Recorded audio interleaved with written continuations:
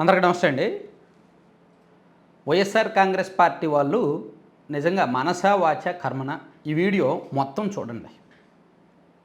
నేను చిన్నపిల్లలకు చెప్పినట్టు చెప్పమన్నా చెప్తా, లేదు గొర్రెలకు చెప్పమన్నట్టు చెప్పమన్నా చెప్తా. గొర్రెలకు ఎలా చెప్తే అర్థమవుద్దో అలా చెప్పమన్నా చెప్తా, చిన్నపిల్లలకి ఎలా చెప్తే అర్థమవుద్దో అలా చెప్పమన్నా చెప్తా.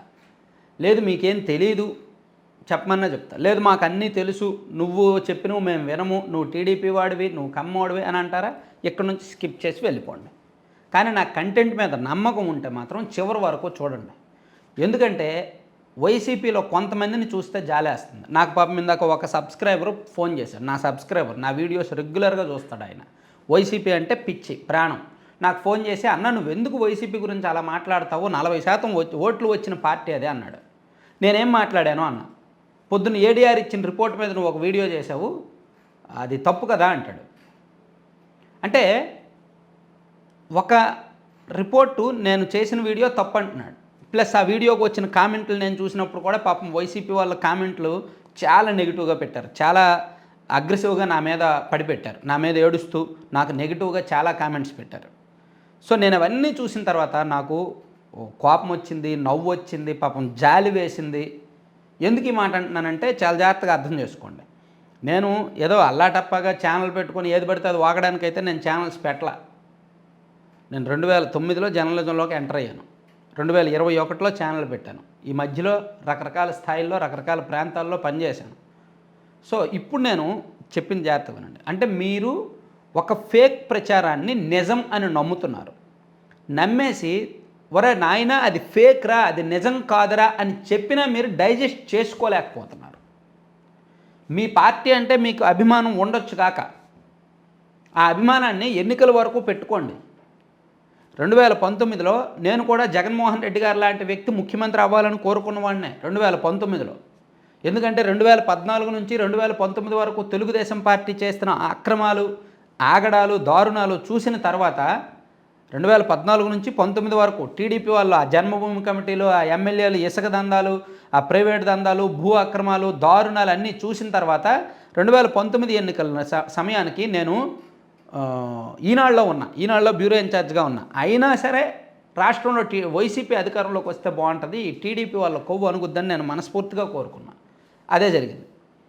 సో వైసీపీలో చాలామందితో నాకు మంచి రిలేషన్స్ ఉన్నాయి. అఫ్కోర్స్ టీడీపీ వాళ్ళతో కూడా చాలా రిలేషన్స్ ఉన్నాయి. సరే అది వేరు, అది తర్వాత విషయం. వైసీపీ అధికారంలోకి వచ్చిన తర్వాత కేవలం 6 నెలల్లో నాకు నిజస్వరూపం తెలిసిపోయింది. జగన్మోహన్ రెడ్డి గారంటే ఇదా అని అనిపించింది, వైసీపీ పార్టీ పాలన అంటే ఇదా అని అనిపించింది. అసలు ఆయన ఏం పాలించాడండి, ఏం పరిపాలించాడండి? అసలు 40% ఓట్లు రాకూడదండి ఆ పార్టీకి. తెలియని వాళ్ళు కాబట్టి ఓట్లు వేశారు, ఏమీ తెలియని వాళ్ళు కాబట్టి, ఆలోచన లేని వాళ్ళు కాబట్టి ఓట్లు వేశారని నేను అనుకుంటున్నా. ఎందుకంటే ఏం పరిపాలించాడు ఆయన? కేవలం సంక్షేమ పథకాలు ఇచ్చారు. ఆ సంక్షేమ పథకాలు కూడా మద్యం ధరలు పెంచి దాని ద్వారా ఆదాయం తీసుకొని ఆ అమౌంట్ని సంక్షేమ పథకాల రూపంలో పంచిపెట్టారు. అది సాక్షాత్తు బుగ్గన రాజేంద్రనాథ్ రెడ్డి గారు మొన్నే చెప్పారు, ఒక 1 వీక్ బ్యాకే చెప్పారు ప్రెస్ మీట్లో, మద్యం ద్వారా వచ్చిన ఆదాయంతో సంక్షేమ పథకాలు ఇచ్చామని. అంటే సంక్షేమ పథకాలు సంపద సృష్టించి ఇవ్వలేదు, అప్పులు చేసి లేదంటే ధరలు పెంచి దోపిడీ చేసి ఇచ్చారు. ఇంకేం పరిపాలించారు? అభివృద్ధి జరిగిందా? పరిశ్రమలు వచ్చాయా? ఉద్యోగాలు ఇచ్చారా? మెగా డిఎస్సి ఇచ్చారా? జాబ్ క్యాలెండర్స్ ఇచ్చారా? మద్య నిషేధం చేశారా? ఉద్యోగులకు జీతాలు ఇచ్చారా? 10వ తేదీలోపు ఏ ఉద్యోగకైనా జీతాలు ఇచ్చారా? ట్యాక్స్ పేయర్స్ని ప్రశాంతంగా ఉంచారా? మందు తాగే వాళ్ళని ప్రశాంతంగా ఉంచారా? అసలు ఎవరిని ప్రశాంతంగా ఉంచారు? ఏ వర్గాన్ని ప్రశాంతంగా ఉంచారు? ప్రతి వర్గాన్ని లేపుతన్నించుకున్నారని నేను చాలాసార్లు చెప్పాను. అయినా మీకు అర్థం కావట్లా. మీకు మైండ్లో ఒకటి ఫిక్స్ అయిపోయారు. మీ మైండ్లో ఒక ట్రాన్స్లోకి వెళ్ళిపోయారు, దాని నుంచి బయటకు రాలేకపోతున్నారు. ఎంత బయటకు తీసుకొద్దామన్నా రాలేకపోతున్నారు. మీరు బయటకు వచ్చేయండి. మీరు బయటకు వచ్చేసి టీడీపీకి భజన చేయమని నేను అన్నాను. టీడీపీ కూడా ఒక శుద్ధపోస పార్టీయే.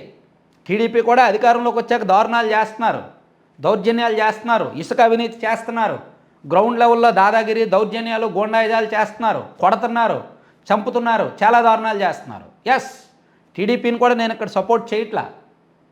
అవినీతి జరుగుతోంది, దందాలు జరుగుతున్నాయి. ప్రజలు ఏం కోరుకుని కూటమికి ఓటేశారో అది నెరవేర్చట్లా. పథకాల విషయంలో కూడా వెనకడుగు వేస్తున్నారు, నేను ఒప్పుకుంటా. నేను ఇక్కడ టీడీపీ నీతిగల పార్టీ, నిజాయితీ గల పార్టీ అని నేను అనట్లేదు, జాగ్రత్తగా వినండి. కానీ ఇద్దరు దొంగలు ఉన్నప్పుడు ఒకళ్ళు గజ దొంగ ఒకళ్ళు మామూలు దొంగ అయినప్పుడు గజ దొంగను తెలిసి గజ దొంగను సపోర్ట్ చేయకూడదు.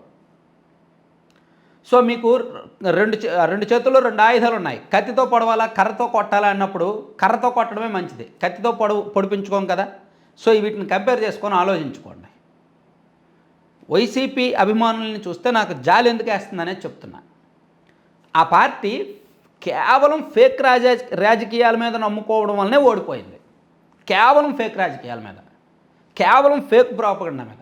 ఏమండి 99% హామీలు అమలు చేయడం ఏంటండి? ఎవడండి చెప్పాడు 99% హామీలు అమలు చేశారని? మైండ్లో గుజ్జుండి మాట్లాడుతున్నారండి వైసీపీ వాళ్ళు. ఒకసారి ఆలోచించండి. 99% హామీలు, 10 హామీలు ఇచ్చారు. నవరత్నాలు 9 హామీలు ఇచ్చారు. అందులో మెగా డిఎస్సి ఒక హామీ. మెగా డిఎస్సి అనేది ఇవ్వలేదు. అక్కడికే 11% ఎగిరిపోయింది కదా. బుద్ధి బుర్ర లేదా? 99% అంటే అబద్ధం కాదా? 25 లక్షల మందికి ఇల్లు కట్టిస్తామన్నారు. 25 లక్షల మందికి ఇల్లు కట్టించలేదు. కేవలం 10 లక్షల మందికో 8 లక్షల మందికో కట్టించారు. ఆ హామీ కూడా ఎగిరిపోయింది. మరి అక్కడికి ఇంకో 11% ఎగిరిపోయినట్టు. మైండ్లో గుజ్జు లేదా? కళ్ళు ఎదురు కనిపిస్తుంది కదా. కానీ 99% హామీలు అమలు చేస్తామంటారు. మద్య నిషేధం చేస్తామన్నారు. మద్య నిషేధం చేయలే. మద్యం ధరలు పెంచారు. మద్యం నుంచి ఆదాయం లాక్కున్నారు, పిండుకున్నారు. నిజమే కదా. నేను ఇప్పుడు చెప్తున్నవన్నీ నిజాలే. నేను నిజంగా చెప్తున్న అబద్ధాలు చెప్తే నన్ను మీరు అనండి. ఏదో ఒక పార్టీ పేడ్ ఆర్టిస్ట్ అని అనండి, ఒప్పుకుంటా. నన్ను తిట్టండి, ఒప్పుకుంటా. నేను నిజం చెప్తున్నాను రా నాయన. మీకు అర్థం కావట్లా. మీ మైండ్లో ఒక గుజ్జు ఉండిపోయింది. మీ మైండ్లో ఆ పార్టీ మీద అభిమానం అలా ఉండిపోతుంది. మీ పార్టీని మీరు అభిమానించుకోండి, కానీ తప్పు చేస్తే మీ పార్టీని అయినా సరే తిట్టండి, మీ పార్టీని అయినా సరే విమర్శించండి. అప్పుడే మీరు మనుషులు, లేకపోతే మీరు గొర్రెలే. మీరు మనుషులా గొర్రెలా అనేది ఆలోచించుకోండి. కళ్ళెదురుగా అబద్ధాలు చెప్తుంది ఆ పార్టీ. అరే ఒక సీఎం స్థాయిలో ఉండి ఒక పబ్లిక్ మీటింగ్లో నాకు మీడియా లేదు, నాకు సొంత మీడియా లేదు అని అంటారు కదా ఆయన. తప్పు కదా. ఏ సాక్షి అయింది కాదా? గూగుల్లో కొట్టండి Jagdeep publications board of directors ఎవరు అని వస్తుందిగా. ఎవరి పేర్లు వస్తాయి? ఆ కుటుంబ సభ్యుల పేర్లు రావా? మరి అబద్ధమే కదండి. ఏమంటే మీ నాయకుడు మీకు అబద్ధం చెప్తున్నా నచ్చుద్దా? ఎదుటివాడు ఎవడైనా నిజం చెప్తే నచ్చదా? ఇంత చక్కగా ఇంత చిన్నపిల్లలకి చెప్పినట్టు ఇంత తెలుగులో ఇంత స్పష్టంగా చెప్తే వినరేంట్రా నాయన మీరు? తిరిగి తిట్టుకుంటారు, ఏడుస్తారు, టీడీపీ వాడు అంటారు. మిమ్మల్ని ఎవడు బాగు చేస్తాడు? మిమ్మల్ని బాగు చేయాలనుకుంటున్నా నేను. సీరియస్లీ మిమ్మల్ని బాగు చేయాలనుకుంటున్నా. అలాగని నేను మిమ్మల్ని బాగు చేసి టీడీపీకి ఓటు వేసేలాగా మార్చాలన్నా నా ఉద్దేశం కాదు. టీడీపీ కూడా వరస్ట్ పార్టీనే. టీడీపీని పక్కన పెట్టేద్దాం. కానీ మీ పార్టీ నుంచి మీరు బయటకు రండి. మీ పార్టీ నుంచి మీరు బయటకు వస్తే మీ పార్టీలో పెద్దలకు మార్పు వస్తుంది. మీ పార్టీలో పెద్దలు మారతారు. అరే మా కార్యకర్తలు మమ్మల్ని సపోర్ట్ చేయట్లేదు, మా పార్టీ అభిమానులు మమ్మల్ని సపోర్ట్ చేయట్లేదు, ఎందుకంటే మేము ఫేక్ పాలిటిక్స్ చేస్తాం కాబట్టి. సో మేము మీ రాష్ట్రంలో నిలదొక్కుకోవాలంటే మేము ఫేక్ రాజకీయాలు వదిలేయాలి, అబద్ధపు రాజకీయాలు వదిలేయాలని చెప్పి వాళ్ళకు బుద్ధి వస్తుంది, సిగ్గు లజ్జ వస్తుంది. అప్పుడు వాళ్ళు నిజమైన రాజకీయం చేస్తారు. అప్పుడు మీరు మళ్ళీ మీ పార్టీలోకి వెళ్ళండి. అర్థమైందా చెప్పింది? ఫస్ట్ మీ పార్టీ అనే ఇంటి నుంచి మీరు బయటకు రండి. ఎందుకు వచ్చారు అంటే మీరు నీతి నిజాయితీతో రాజకీయాలు చేయట్లేదు, అవతలోడు గెలవడానికి మనం చేసిన తప్పులే కారణం, మనం నిజంగా నీతి నిజాయితీతో పరిపాలిస్తే నిజంగా 30 ఏళ్ళు మనం సీఎంగా ఉండేవాళ్ళం అని చెప్పి మీ పార్టీతో మీరు వాదించండి. అప్పుడు వాళ్ళలో మార్పు వస్తే మళ్ళీ మీ ఇంటికి మీరు వెళ్ళండి, మీ పార్టీలోకి మీరు వెళ్ళండి. అప్పుడు వరకు మీరు బయట ఉండండి. ఎందుకు గొర్రెల్లా ఉంటామంటారు? మనుషులే కదా. ఇంట్లో అన్నమే కదా తింటున్నారు, కడుపుకి అన్నమే కదా తింటున్నారు, మైండ్ ఉంది కదా, ఆలోచిస్తున్నారు కదా. నేను ఇంత వీడియో, ఈ 9 నిమిషాల వీడియో చేశా, ఒక్క మాట అబద్ధం చెప్పానన్నా సరే నాకు చెప్పండి. నా స్టూడియోకి ఎవరైనా డిబేట్కి వస్తానంటే రండి, నా పక్కన కూర్చోబెట్టి మాట్లాడదాం. ఎవరు వస్తానన్నా సరే 7207071231 ఆ నెంబర్కి వాట్సాప్లో ఇమీడియట్గా మీరు మెసేజ్ చేయండి. నేను నా పక్కన కూర్చోబెట్టుకొని నేను ఇప్పుడు చెప్పిన దానికి మీరేమైనా నేను అబద్ధం చెప్పాను అనిపిస్తే మీరు దానిలో నిజం చెప్తానంటే నా పక్కన కూర్చొని చెప్పండి. ఓకేనా? మీకు ఆ ఛాన్స్ కూడా ఇస్తున్నా.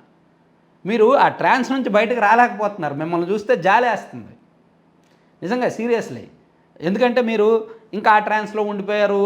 దానికి మీద నేను వీడియోస్ చేస్తుంటే మీరు తట్టుకోలేకపోతున్నారు. అన్న మా పార్టీని వదిలేయండి అన్న ఒకడంటాడు. ఎందుకు వదలాలి?